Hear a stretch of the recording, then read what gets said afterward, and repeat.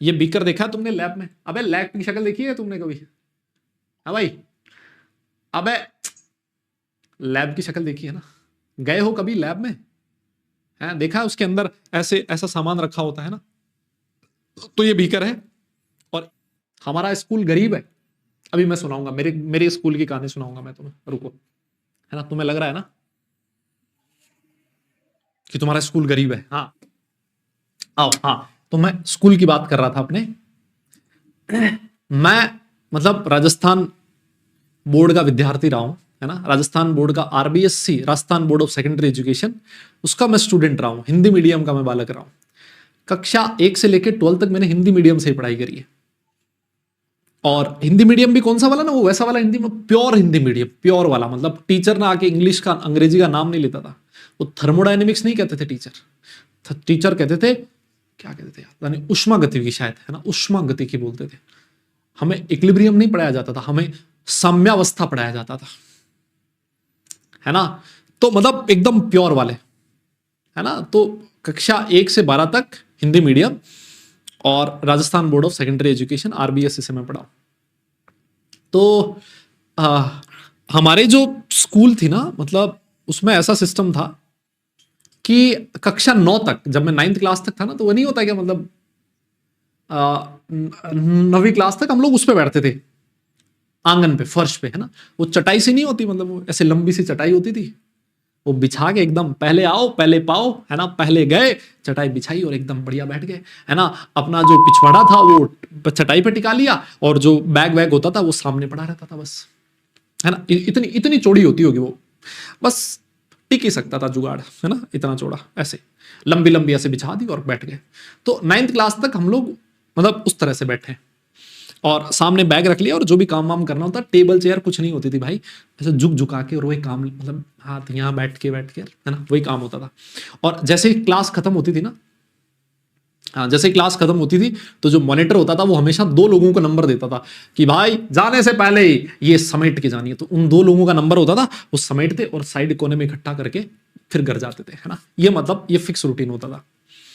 तो फिर क्या हुआ ना, मतलब, और 9th क्लास तक, 10th क्लास तक जो हमारी स्कूल थी ना, उसमें अलग सेक्शन था। 10th वाले अलग बैठते थे और 11th 12th वाले अलग बैठते थे। तो 10th क्लास तक के जो लोग थे ना, उनमें हमारे छत नहीं हुआ करती थी, मतलब पक्की छत नहीं थी हमारे स्कूल में। यस, वो घास फूस की छत नहीं होती, वो वाली छत थी, घास की छत थी।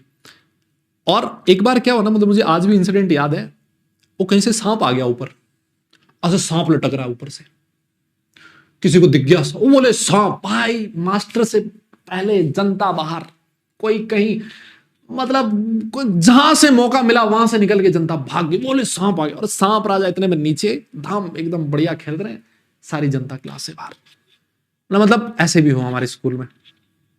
तो एक बार क्या हुआ ना कि मतलब मैं 8वीं कक्षा में था उस समय, तो 8th क्लास में ना, मतलब ऐसा हुआ कि मैं सुबह सुबह स्कूल पहुंचा, सर्दियों का टाइम था। तो सर्दियों में राजस्थान बोर्ड में जो क्लास होती है वो 10:30 बजे से लगती थी स्कूल, है ना, लेट लगती है। तो वो क्या हुआ कि जैसे मैं स्कूल पहुंचा ना, स्कूल के चारों तरफ एकदम धुआं धुआं हो रखा, और मेरा जो स्कूल, मेरी जो क्लास थी, पता चला रात को शॉर्ट सर्किट हुआ, और जो मेरी लाइन की वो 5-6 क्लासेस थी, आग लग गई शॉर्ट सर्किट की वजह से, है ना। तो जो छप्पर ऊपर था ना, सब जल गया, सारा जुगाड़ जल गया। मतलब उस समय ना, जो बच्चे ही तो थे, मतलब ऐसे नहीं होता था कि यार ये नुकसान हो गया, हमारी पढ़ाई खराब हो जाएगी ना, उससे कोई मतलब नहीं है। मतलब ये था, आज तो छुट्टी हो जाएगी, है ना, क्या हो जाएगा, आज तो छुट्टी हो जाएगी। तो भाई वो जो छप्पर थे वो जल गया, तो उसकी वजह से दीवारें वारें सारी काली हो गई।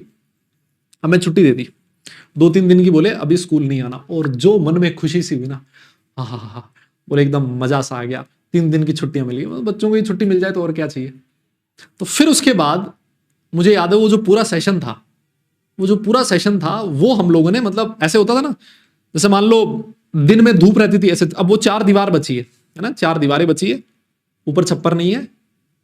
अगर मान लो सूरज इधर गया तो इस वाली दीवार के पीछे सारी जनता बैठ गई, सुबह सुबह सूरज इस दीवार के उधर रहता था तो इसके पीछे बैठते थे, है ना। मतलब ऐसा वाला स्कूल था हमारा। और तुम्हें लग रहा होगा कि मैं फेंक रहा हूं, मतलब ये सच्चाई है। यस, तो मतलब वो पूरा सेशन हमने उसी तरीके से निकाला था। और मेरी जो स्कूल की फीस थी ना, मैं आपको बताऊं, जब मैं कक्षा 1 से लेकर 10 तक पढ़ा हूं, मेरी स्कूल की फीस थी 50 रुपए महीना, 50 रुपीज पर मंथ। और जब मैं क्लास 11th में आया, जब मैंने साइंस लिया, तो साइंस डिवीजन की हमारी फीस हुआ करती थी 180 रुपए पर महीने, 180 रुपए पर मंथ, है ना। हाँ, वो बात अलग है कि मेरी 8th क्लास के बाद मेरी फीस लगी नहीं स्कूल में कभी भी, क्योंकि मैं पढ़ने में थोड़ा होशियार था। 8th क्लास में मैं मेरिट में आ गया था, है ना। तो फिर स्कूल वालों ने बोला कि चल यार तुझे इनाम दे देते हैं, जब तक हमारी स्कूल में पढ़ेगा तब तक तुम्हारी फीस माफ हो जाएगी, है ना। तो मैंने 9th से लेकर 12th तक फीस नहीं दिया, लेकिन ये फीस हुआ करती थी एक्चुअल, समझ रहे हो। तो और उस स्कूल से भी मतलब अच्छा रिजल्ट आता था। तो इससे एक चीज तो ये भी पता लगती है कि भैया महंगा स्कूल होना कोई गारंटी नहीं दे सकता कि वहां पर सब अच्छे से पढ़ाई होती है। और मैं मतलब 10th क्लास तक तो मैं अपने स्कूल से सेटिस्फाई हूं भाई, है ना। 10th क्लास तक हमारे स्कूल ने बहुत जबरदस्त रिजल्ट दिया और बहुत शानदार मुझे टीचर्स मिले, और वो टीचर आज भी मतलब बहुत अच्छी जगह पे हैं, है ना, क्योंकि कंटेंट वाइज वो टीचर बहुत बढ़िया थे, और आज भी मैं उनसे मिलता हूँ, आज भी हम लोग टच में रहते हैं। तो मतलब ऐसा था कि उस अफोर्डेबल प्राइस में, और यार उस समय तो ना ये फीस भी हमें ज्यादा ही लगती थी, ओ इतना पैसा देना पड़ेगा, ओ भाई साहब इतना पैसा देना पड़ेगा, मतलब ये था। और मुझे याद है हमारे स्कूल में क्या हुआ था ना, कि जब वो फाइनल एग्जामिनर आता है ना बाहर से प्रैक्टिकल लेने, तो सारे बच्चों से बोले 300 रुपए देने पड़ेंगे आपको, है ना, 300 रुपए देने पड़ेंगे। तो भाई बवाल हो गया था स्कूल में, बोले 300 रुपए हम नहीं देंगे, किस बात के 300 रुपए, तुम देखो अपने हिसाब से। अब ये भी मतलब बवाल हो गया था, समझ रहे हो। हाँ हाँ, मैं भाई टॉपर था, टॉपर ही था मैं, ना 10वीं क्लास में, क्लास 10th में मेरी राजस्थान में 18वीं रैंक थी, है ना, परसेंटेज में राजस्थान में 18वीं रैंक, है ना। तो मैं उस स्कूल से भी पढ़ा हूं और 18वीं रैंक भी लेके आया हूं राजस्थान में। और मेरा एक दोस्त था, उसकी 30वीं रैंक थी, 30th, उसी स्कूल से पढ़ के। तो मैं ये कहता हूं कि ज्यादा फीस देना ये कभी भी इस बात की गारंटी नहीं है कि वहां पर आपको अच्छा मटेरियल मिलेगा। लेकिन आजकल ना मतलब हो गया ऐसा, कंपटीशन आ गया लोगों में, महंगे स्कूल में पढ़ना, महंगे स्कूल में। अगर कोई कम फीस वाले स्कूल में पढ़ता है ना, सोसाइटी में लोग उसको पता नहीं किस नजर से देख, बोले उस स्कूल में जाते उसकी तो फीस इतनी है ना। तो भैया फीस इतनी है मतलब क्या हो गया, वहां पे कोई ढंग का आदमी नहीं मिलेगा क्या, ढंग के पढ़ाने वाले लोग नहीं मिलेंगे क्या, समझ रहे हो। तो मतलब ऐसा था। 10th में मेरी कितने परसेंट थे, 92.83, 92.83। और राजस्थान बोर्ड में ना हमेशा परसेंटेज कम बनते थे उस समय। 92.83 पे राजस्थान में 30वीं रैंक थी मेरी, 18वीं रैंक थी मेरी। अब सोचो आज अगर किसी के 92.83% हो ना, तो उसकी 30वीं नहीं, उसकी 30,000वीं रैंक भी ना आए शायद, है ना। क्योंकि अब परसेंटेज ऐसे बिकते हैं धड़ल्ले से, हर किसी को देखो मार्केट में 90% लिए घूम रहा है ना, परसेंटेज बनना आसान हो गया, है ना। एक टाइम था जब राजस्थान बोर्ड का रिजल्ट ही 50% रहता था, मतलब जो 10th और 12th में बच्चे जो एग्जाम देते थे 10th और 12th का, उसमें से सिर्फ 50% बच्चे ही पास होते थे, 50% तो फेल होते थे। सोचो ये एक टाइम था राजस्थान बोर्ड का, इतना टफ बोर्ड माना जाता था वो। लेकिन अब धीरे धीरे ना वो माहौल खत्म हो गया।